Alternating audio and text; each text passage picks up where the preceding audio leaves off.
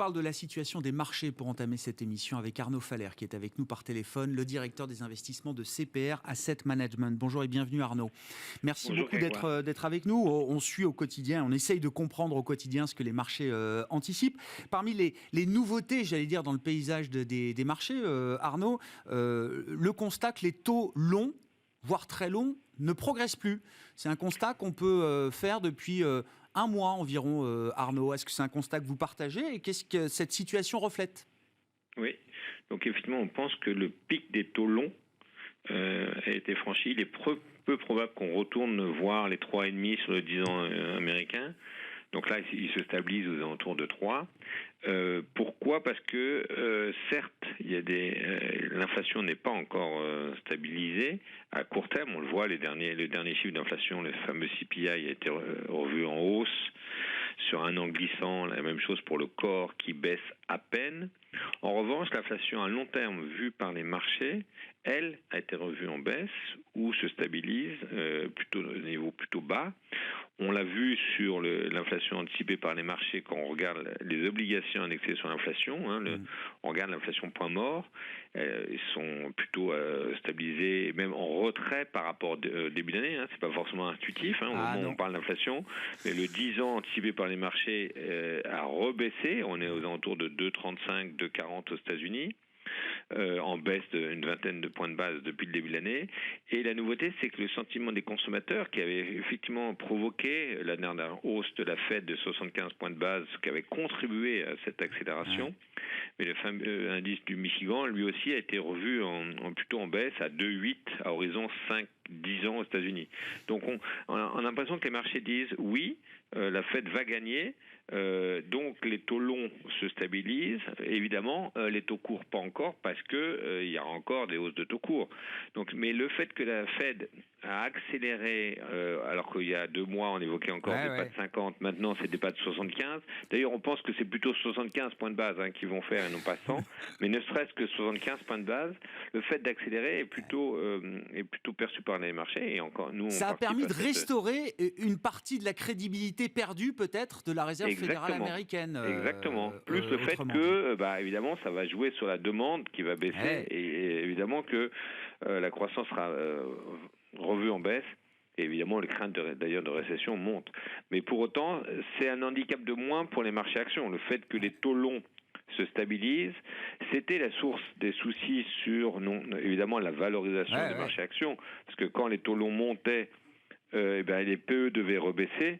C'est un souci de moins sur ce point-là. Donc au moins on pourrait dire le front sur les PE, les valorisations des marchés, est plutôt derrière nous. C'est-à-dire que il devrait plus y avoir de dépréciation de la valorisation par le PE. En revanche, évidemment, la grande incertitude va être maintenant sur évidemment les bénéfices, les E dans la formule. Et là, on va, évidemment, il y a la saison des résultats qui est en cours, qui commence avec le tout début par les bancaires notamment, mais maintenant on va avoir aussi les sociétés technologiques, comme vous l'avez mentionné. Il va y avoir, donc on va avoir les résultats sur le deuxième trimestre, mais aussi les perspectives. Il nous semble là, c'est les croissances bénéficiaires par les marchés, cette fois-ci, est attendue un peu trop fort. Et donc il y aura des révisions en baisse. Maintenant, le sujet, c'est l'ampleur des révisions en baisse. Il faut bien avoir en tête qu'il y avait, sur le deuxième trimestre, il y avait déjà la hausse des coûts de production, mais la demande était encore là. Et donc, il y a eu répercussion d'une partie des hausses de coûts de production parce que la demande est forte. Et donc, les sociétés ont pu accroître leur chiffre d'affaires de manière conséquente. En revanche, il y a devant nous la demande qui est plus faible. Et puis, probablement des couvertures sur les hausses de coûts de production ou sur le dollar, même de la part des entreprises américaines, qui probablement sont des couvertures plutôt de court terme, assez rares, qui font des couvertures au-delà de 3-6 mois. Et donc, on va arriver avec un vent de face. Cette fois-ci, beaucoup plus défavorable. Et donc, cette fois-ci, des croissances bénéficiaires qui seront peut-être même remis à zéro.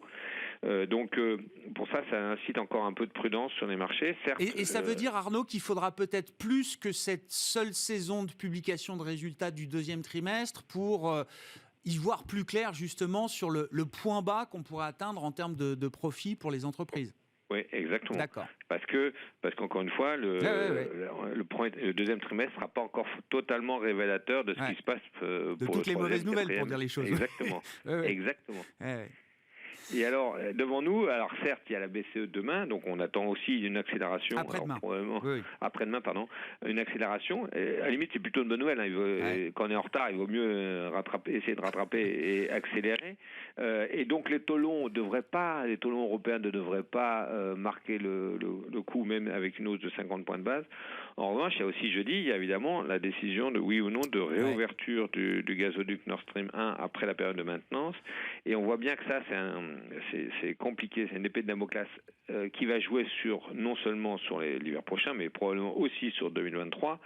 Et là, c'est la grande inconnue parce que les niveaux de stock sont pas du tout au niveau escompté. On devait arriver au pied de l'hiver à 80% et on est plutôt bien en deçà, entre 55 et 60. Et si on n'arrive pas à reconstituer les stocks, ça sera devant nous c'est plus une question de hausse de coût, c'est une question de production, une partie de la production qui pourrait être arrêtée. Donc c'est un niveau encore au-dessus. C'est-à-dire que l'industrie pourra être obligée de fermer des usines ou des implantations, ce qui va évidemment baisser du chiffre d'affaires.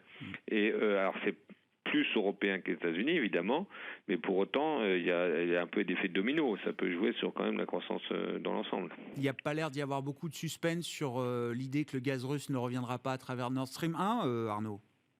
C'est vrai que je trouve que pour l'instant, ça a l'air d'être, ça a l'air de partir comme ça. La Commission européenne valide cette idée-là ce matin. Elle ne s'attend pas officiellement à voir le gaz russe revenir après les travaux de maintenance. Oui, alors ils évoquent un effet sur le PIB de 1,5. Alors, d'abord, il nous semble que ça sera très disparate selon les secteurs. Il y aura des secteurs qui vont être extrêmement, évidemment, touchés et d'autres moins.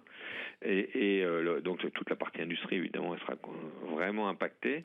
Et donc, ça va être compliqué pour l'ensemble de ce segment de la cote.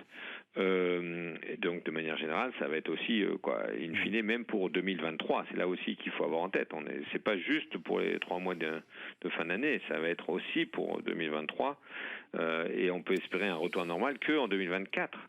Ce qui est donc, ça nous offre des perspectives pendant au moins un an compliquées.